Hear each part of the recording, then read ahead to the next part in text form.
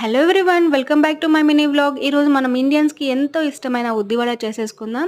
Indians అనే కాదు, Indian food నచ్చిన ప్రతి ఒక్కరికైతే ఇది నచ్చుతుంది కదా. అలాగే మీరు ఫస్ట్ టైం నా ఛానల్ చూస్తుంటే సబ్స్క్రైబ్ చేసుకోవడం మర్చిపోకండి. సో ఫస్ట్ అయితే 4 to 5 hours బాగా నానబెట్టుకున్న ఉద్దిపప్పును తీసుకొని మిక్సీ జార్లో వేసుకొని little bit of water add చేసుకొని ఈ కన్సిస్టెన్సీలో పిండి కొట్టి పెట్టుకోవాలి.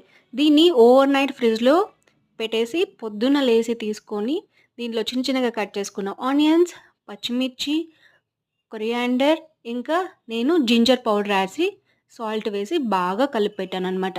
ఇప్పుడు స్టవ్ మీద ప్యాన్ పెట్టుకొని ఆయిల్ హీట్ ఎక్కిన తర్వాత మంచిగా అయితే ఉద్దివడలు వేసుకొని బాగా మీడియం ఫ్లేమ్లో పెట్టి ఫ్రై చేసి సర్వ్ చేసుకోవచ్చు.